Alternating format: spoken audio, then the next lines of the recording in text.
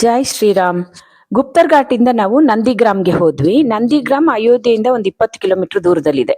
ಇದು ಶ್ರೀರಾಮನ ತಮ್ಮನಾದ ಭರತನು ರಾಮನ ಪಾದುಕೆಗಳನ್ನು ಸಿಂಹಾಸನದ ಮೇಲಿಟ್ಟು 14 ವರ್ಷಗಳ ಕಾಲ ರಾಜ್ಯದ ಪರಿಪಾಲನೆ ಮಾಡಿದ ಸ್ಥಳ. ಈ ಊರಿನಿಂದನೇ ಭರತನು ರಾಜ್ಯದ ಪರಿಪಾಲನೆ ಮಾಡಿದನಂತೆ. ಇಲ್ಲಿ ಭರತ ಕುಂಡ ಅಂದರೆ ಭರತನು ಸ್ನಾನ ಮಾಡುತ್ತಿದ್ದ ಕುಂಡ, ಭರತನು ವಾಸಿಸುತ್ತಿದ್ದ ಭರತನ ಗುಫಾ ಅಂದ್ರೆ ಗುಹೆ, ಭರತ ಕೂಪ ಅಂದ್ರೆ ಇಲ್ಲಿ 27 ಪವಿತ್ರ ನದಿಗಳ ನೀರನ್ನು ಭರತನು ಸಂಗ್ರಹಿಸಿದ್ದನಂತೆ. ಈ ಕೂಪದಲ್ಲಿ ಹನುಮಂತ ಮತ್ತು ಭರತರು ಮೊದಲು ಭೇಟಿಯಾದ ಸ್ಥಳವಿದು. ಶ್ರೀರಾಮನ ಆಜ್ಞೆಯಂತೆ ಹನುಮಂತನು ಭರತನನ್ನು ಇಲ್ಲಿ ಭೇಟಿಯಾಗಿ ಶ್ರೀರಾಮನು ಸೌಖ್ಯದಿಂದಿರುವನೆಂದು ಅಯೋಧ್ಯೆಗೆ ಹಿಂದಿರುಗಿ ಬರುತ್ತಿದ್ದಾರೆಂದು ಹೇಳಲು ಬಂದ ಸ್ಥಳವಿದು.